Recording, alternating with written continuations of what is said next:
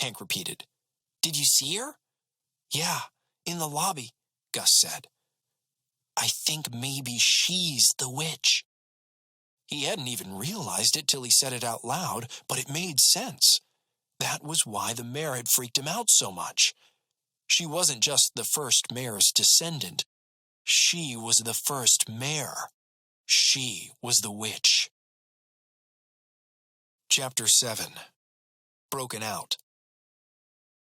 Gus explained his theory to Hank. The mayor looked exactly like the woman in the statue, and that was because she was the woman in the statue. She hadn't aged a day since she got trapped in the mud and flood in the cellar. And the chill she sent up his spine, she must be a witch. She'd broken out of the cellar. Hank listened closely. He nodded slowly like it made sense.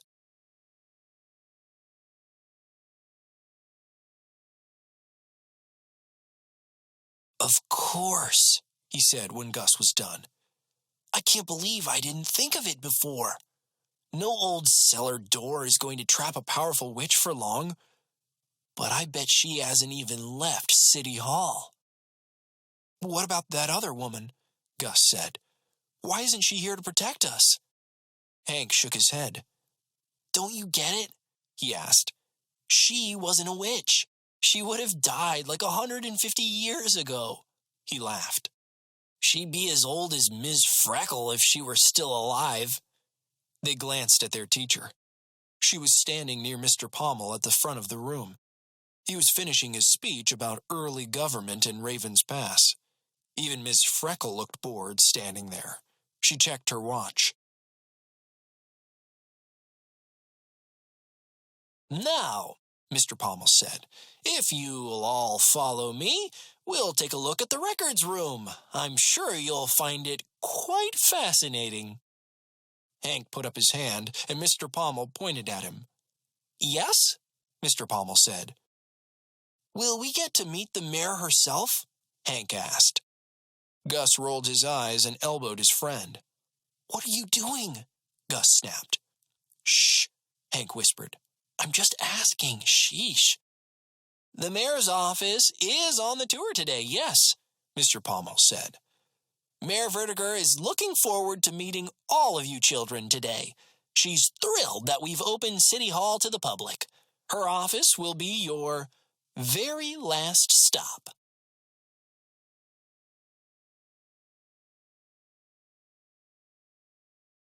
As he said the words, your last stop, Mr. Pommel smiled. His toothy grin, it looked too big for his face, gave Gus another shiver. Mr. Pommel must work for her, Hank whispered. And not just as a mayor's assistant either. What do you mean? Gus said, but he had a hunch he already knew.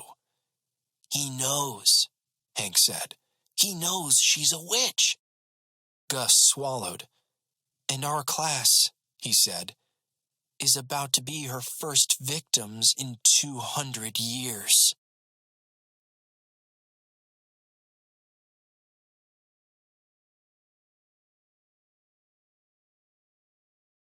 Chapter 8. New Plan. We have to get out of here, Gus told Hank. His voice shook. They were in the records room and Mr. Pommel had finished his records room speech. It was mostly about the first citizens of Raven's Pass and how they all died of some horrible disease and how those who hadn't died had fled. The way Mr. Pommel told the story, the mayor had been basically all by herself in Raven's Pass, and due to her hard work, the town survived.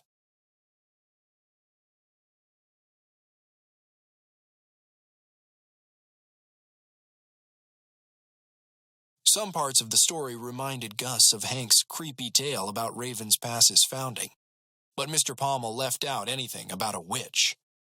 So where did the rest of us come from? Hank asked. If the witch was the only person here, I mean. Who cares? Gus said, gritting his teeth. If we stay on this tour, we're doomed. Hank's face got serious. What should we do? He finally asked. Gus looked around. The other students all stared at Mr. Pommel as he rambled on. Their mouths hung open. Gus thought a few of them might be sleeping with their eyes open.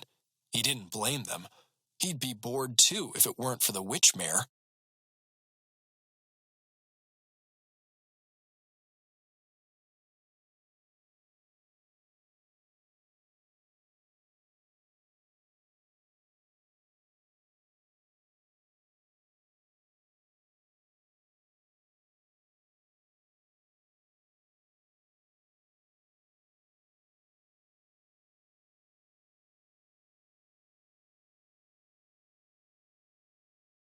He had to figure out what to do. He knew adults were supposed to be the ones you went to in emergencies, but Ms. Freckle would be no help. She was looking down her nose and over her glasses at the class, just waiting for someone to breathe wrong or cough so she could give them detention. Gus and Hank would have to save the day. "We have to stop this tour," Gus said. "It's not enough for us to escape. If we stop the tour, we'll save the whole class." "Okay," Hank said, keeping an eye on Ms. Freckle. "How do we do that?" Gus looked around the big records room. It was mostly full of tall wooden file cabinets that looked like they'd been built before the Civil War.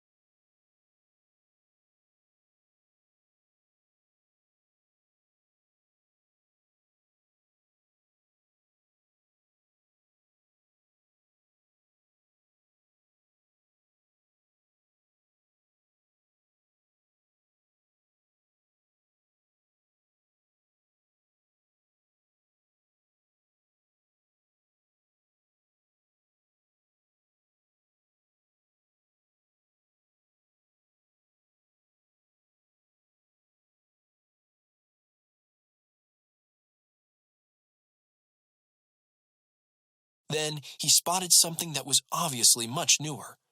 A red switch on the wall near the door. The fire alarm. He grinned. Hank followed Gus's gaze with his own. "Got it," Hank said.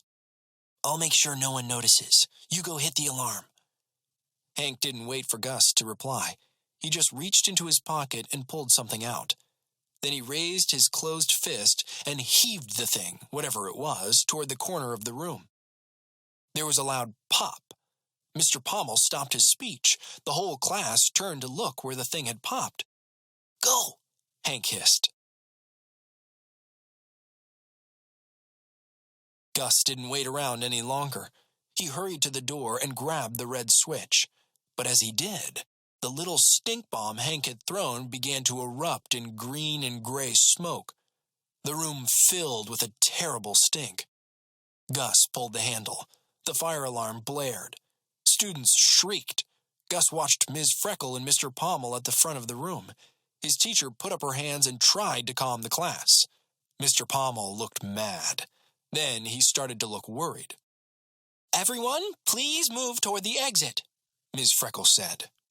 Gus was kind of impressed with how calm the teacher was. The students were all panicking.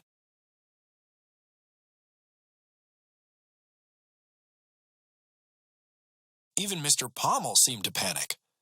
Gus watched him from the door as he waited for the rest of the class and Ms. Freckle to leave.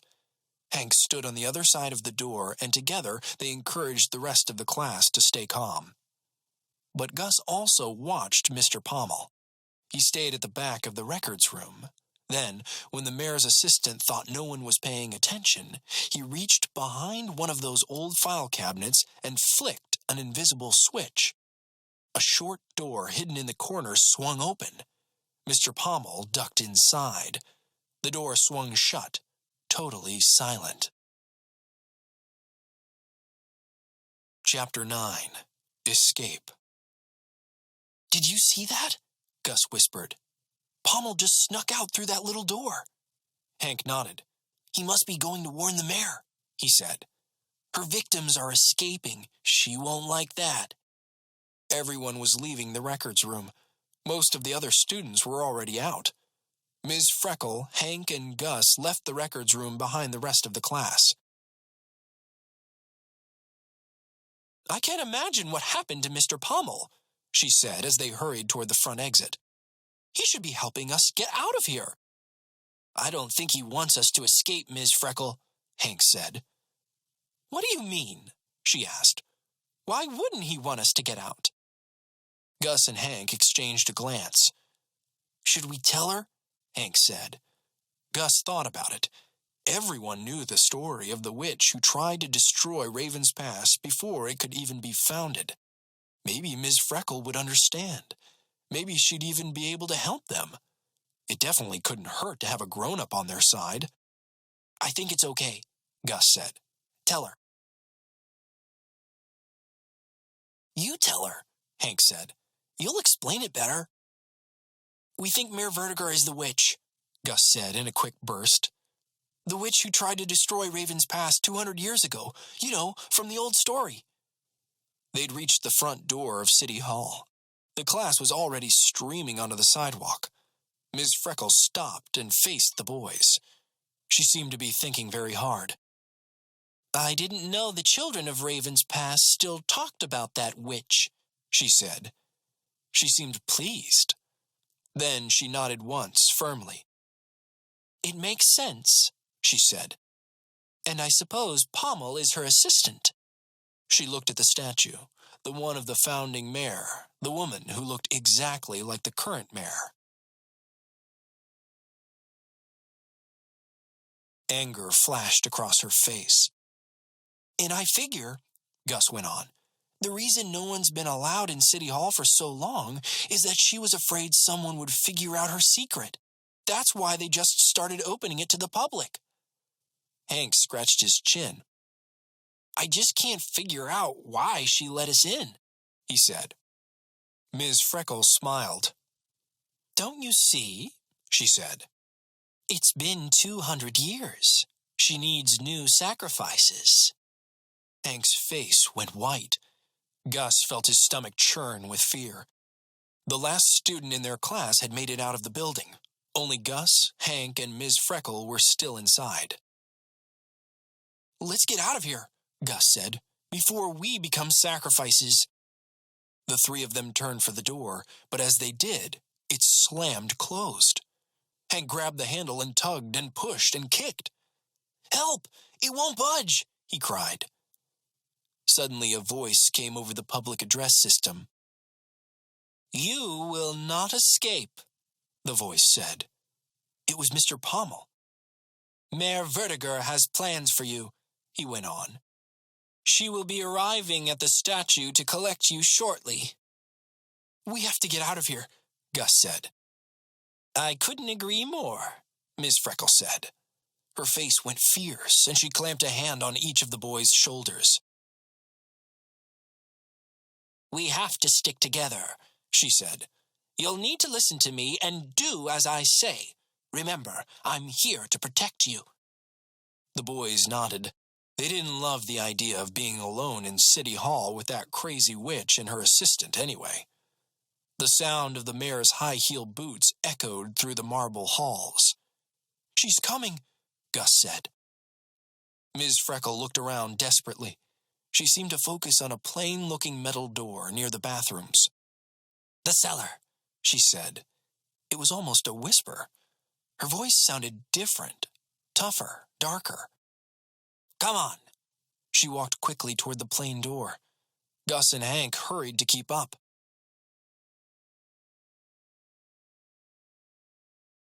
I think we're going to be okay, Gus said quietly. I think Ms. Freckle can protect us. Hank nodded. I know, he said. I feel like that too. Weird, huh? At the metal cellar door, Ms. Freckle reached for the handle. Follow me, she told the boys. Stay close. It's locked, Gus said. I tried it before. But it wasn't locked anymore. The door swung open, and Ms. Freckle motioned the boys inside. Chapter 10. In the Cellar. It was dark once Ms.